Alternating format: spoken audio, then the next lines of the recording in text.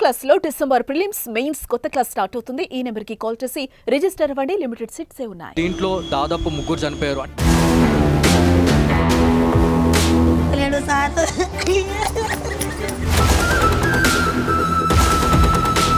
ఒకటే రోజు పోయింది, తెల్లారి అయితే 30,000 40,000 పోయినా సరే ఇంటికి వచ్చేసింది. ఆ మృదు స్వభావ గుణమే ఆయనను నిన్న జరిగిన పరిణామం కారణం అయి ఉంటుందని నేను భావిస్తున్నా.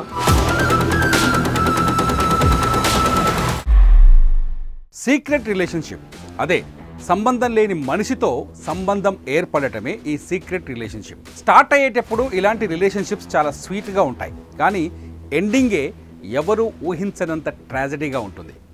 ఇప్పుడు ఈ మాట ఎందుకు చెబుతున్నాను అంటే, కామారెడ్డి జిల్లాలో సంచలనం సృష్టించిన sub inspector Sai Kumar, constable Shruti మధ్యలో కంప్యూటర్ ఆపరేటర్ నిఖిల్ మధ్య ఉన్నది కూడా ఈ సీక్రెట్ రిలేషన్షిప్ అనే చర్చ జరుగుతోంది.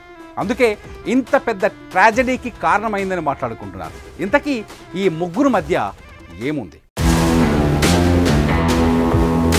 శృతి ఒక constable, Sai Kumar sub inspector. ఇద్దరూ కలిసి బీబీపేట పోలీస్ స్టేషన్లో పనిచేశారు. అయితే ఈ ఇద్దరితో పాటు మరణించిన మూడో వ్యక్తి తోట నిఖిల్ది కూడా బీబీపేటనే.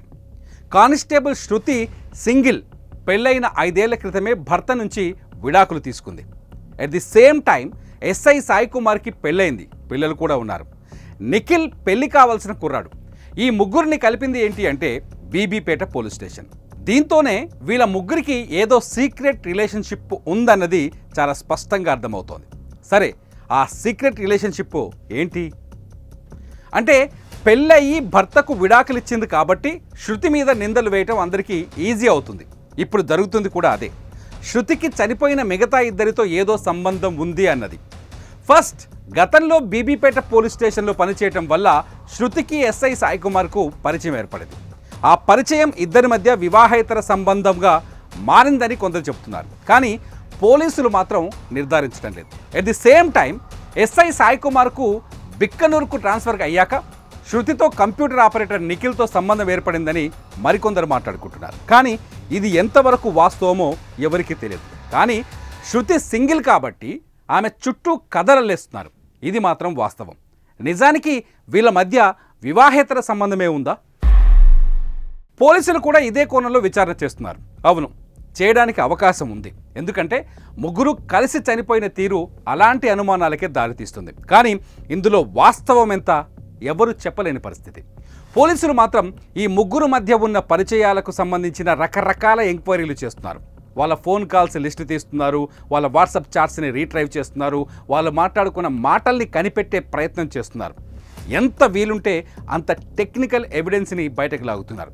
అది లాగితే కానీ శృతి సబ్ ఇన్స్పెక్టర్కి ఉన్నది వివాహేతర సంబంధమా, శృతికి నిఖిల్కి మధ్య ఉన్నది ప్రేమ బంధమా అన్నది క్లారిటీ వస్తుంది. సరే, ఈ ముగ్గురు కలిసే ఎందుకు చనిపోయారు? ఎస్, మిస్టరీ అంతా ఇదే. ముగ్గురు కలిసి ఎందుకు చనిపోయి ఉంటారు? ఇక్కడ కొన్ని అనుమానాలు కలుగుతున్నాయి. ఈ ముగ్గురికి మధ్య ఒకరికి తెలియకుండా ఒకరికి వివాహేతర సంబంధం ఉంటే ఖచ్చితంగా ఈ ముగ్గురులో ఎవరో ఒకరు మరో వ్యక్తి పైన పగ తీర్చుకోవాలి అనుకుంటారు. అలా చూసినప్పుడు ఎస్ఐ సాయి కుమార్ వైపే అన్ని వేళ్లు చూపిస్తున్నాయి. ఇప్పుడు స్థానికంగా మాట్లాడుకుంటున్న దాన్ని బట్టి సాయి కుమార్ బీబీపేట పోలీస్ స్టేషన్ నుంచి వెళ్ళిపోయిన తర్వాత శృతికి నిఖిల్ కనెక్ట్ అయ్యాడని తెలుస్తోంది. సో సాయి కుమార్కు నిఖిల్ శృతి పైన పగ తీర్చుకోవాలనే కోపం పెరగచ్చు. అందుకే మాట్లాడుదామని కామారెడ్డికి పిలిచి ఇద్దరిని బెదిరించవచ్చు. At the same time Nikhil కూడా అదే చేయొచ్చు. కానీ సాయి కుమార్ పోలీస్ కాబట్టి నిఖిల్ ఈ పని చేసే అవకాశాలు తక్కువ. సో నిఖిల్ లేదంటే సాయి కుమార్, ఈ ఇద్దరిలో ఎవరో ఒకరు ఈ మీటింగ్ ఏర్పాటు చేశారని అర్థమవుతుంది. మరి ఆత్మహత్యకు ఎందుకు దారితీసింది? పోలీసుల దగ్గర ఉన్న ప్రాథమిక సమాచారం మేరకు శృతిని కామారెడ్డికి పిలిచింది ఎస్ఐ సాయి కుమార్. ఎందుకంటే కామారెడ్డికి వెళ్ళేటప్పుడు శృతి ఈ విషయాన్ని ఇంట్లో వాళ్ళతో చెప్పినట్టు తెలుస్తోంది. అట్ ది సేమ్ టైం నిఖిల్ని పిలిచింది ఎవరు అంటే ఖచ్చితంగా శృతి. ఎందుకంటే సాయి కుమార్ నేరుగా నిఖిల్కి పరిచయం ఉన్న దాఖలాలు లేవు. ఒకవేళ ఉన్నా ఇక్కడ పెద్దగా ఆశ్చర్యపోవాల్సిన పని లేదు. కానీ నిఖిల్ శృతినే పిలిచిందని చెప్పే ఛాన్సెస్ ఎక్కువగా ఉన్నాయి. దీంట్లో దాదాపు 3 చనిపోయారు.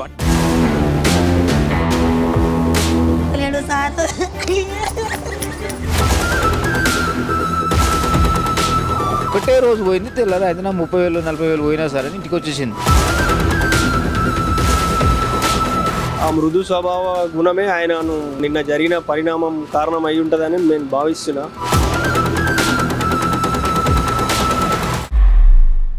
కానీ నిఖిల్ని శృతినే పిలిచిందని చెప్పే ఛాన్సెస్ ఎక్కువగా ఉన్నాయి. సో వివాహేతర సంబంధమే కారణమైతే ముగ్గురు ఘర్షణ పడతారు, కానీ ముగ్గురు కలిసి చనిపోవాలని ఎందుకు అనుకుంటారు? అదే ఇక్కడ అంతు చిక్కని ప్రశ్నగా మారుతోంది. ఎలా ఆలోచించినా ముగ్గురు కలిసి చనిపోవాలనే నిర్ణయం తీసుకోవడానికి కారణం ఇంకేదో అయి ఉంటుందని తెలుస్తుంది. ఇంతకీ ఏంటది? లేదంటే మరెవరైనా అక్కడున్నారా? ఈ మిస్టరీలో వివాహేతర సంబంధం కారణమైనా కారణం కాకపోయినా మరణానికి కారణమైతే అది కాదేమో అనిపిస్తోంది. ముగ్గురికి కలిసి ఏదో కామన్ ఇష్యూ ఉండటం, ఆ ఇష్యూకి ముగ్గురు భయపడటమే ముగ్గురి సామూహిక ఆత్మహత్యకు కారణమై ఉంటుందనే వాదనలున్నాయి. వివాహేతర సంబంధానికి మించిన సమస్య అయి ఉంటుందనే చర్చ కూడా అక్కడ వినిపిస్తోంది. ఇకపోతే ఈ ముగ్గురిని టార్గెట్ చేసిన మరో అంటే నాలుగో వ్యక్తి కూడా ఉండే అవకాశం ఉందని తెలుస్తోంది. ముగ్గురి మరణానికి ఆ నాలుగో వ్యక్తే కారణమనే చర్చ కూడా ఇప్పుడు కామారెడ్డిలో వినిపిస్తోంది.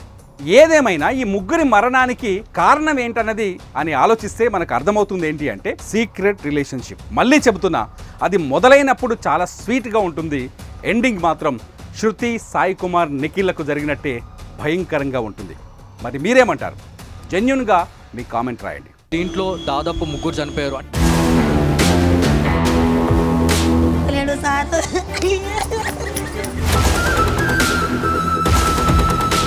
ఒకటే రోజు పోయింది, తెల్లారి అయితే 30,000 40,000 పోయినా సరే ఇంటికి వచ్చేసింది. ఆ మృదు స్వభావ గుణమే ఆయనను నిన్న జరిగిన పరిణామం కారణం అయి ఉంటుందని నేను భావిస్తున్నా.